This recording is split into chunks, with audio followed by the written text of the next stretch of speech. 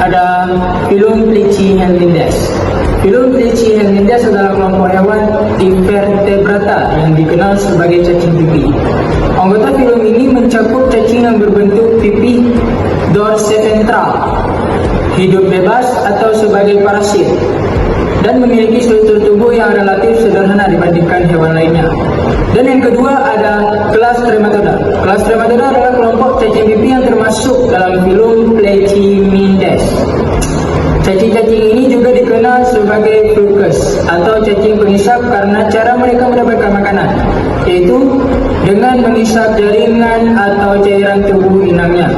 Ciri khas cacing Trematoda adalah tubuh pipi dan dua alat isap, satu di bagian anterior depan dan satu lagi di bagian ventral bawah. Dan yang ketiga ada ordo. Ordo terbagi dua. Yang pertama ordo Digenia. Ordo Digenia merupakan kelompok parasit dengan tubuh pipi berbentuk daun yang dilengkapi dengan alat hisap, yaitu pada bagian oral dan ventral. Yang kedua ada ordo Monogena, adalah kelompok cacing pipi yang sebagian besar bersifat ektoparasit, hidup di permukaan tubuh inang seperti kulit, sirip, dan insan. Yang keempat ada famili Fasciolidae.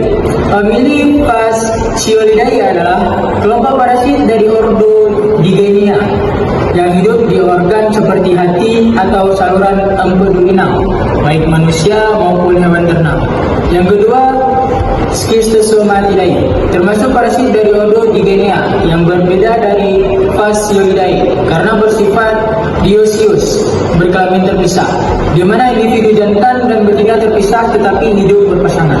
Baik, di sini saya akan menjelaskan tentang ciri-ciri Trematoda. Ciri-ciri Trematoda terbagi menjadi 4, yaitu yang pertama bentuk tubuh yang pipi, mulut ventral, sistem pencernaan sederhana, dan sistem reproduksi kompleks.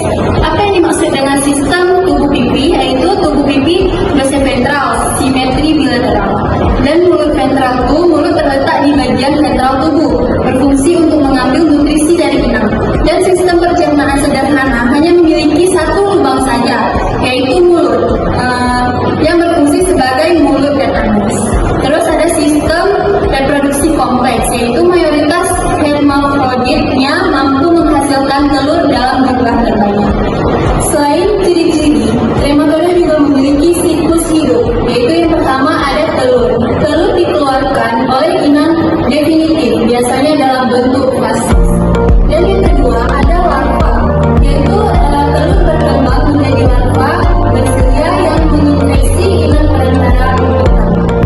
Dan yang ketiga ada metamorfosis, yaitu larva mengalami metamorfosis dalam inang perantara pertama menjadi larva yang lebih kompleks atau lengkap.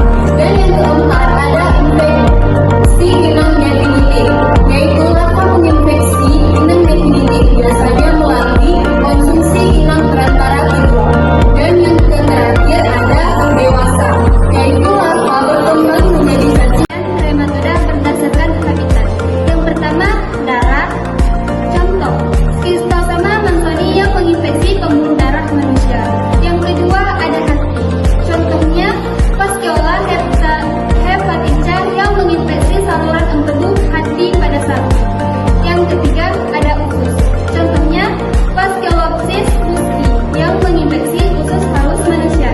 Dan yang keempat paru-paru. Contohnya Paragonimus lettermani yang menginfeksi paru-paru manusia. Baik, saya akan menjelaskan pembagian Trematoda berdasarkan ukuran. Yang pertama 1 cm kecil. Contohnya Schistosoma heptabium yang hidup di pembuluh darah. Yang kedua 2 cm sedang. Contohnya Fiscolia hertica yang hidup di saluran empedu hati. Dan yang ketiga 5 cm yaitu besar. Contohnya Fasciolopsis musci yang hidup di usus halus. Penyakit yang disebabkan oleh Trematoda yang pertama ada schistosomiasis, yaitu disebabkan oleh Schistosoma spp.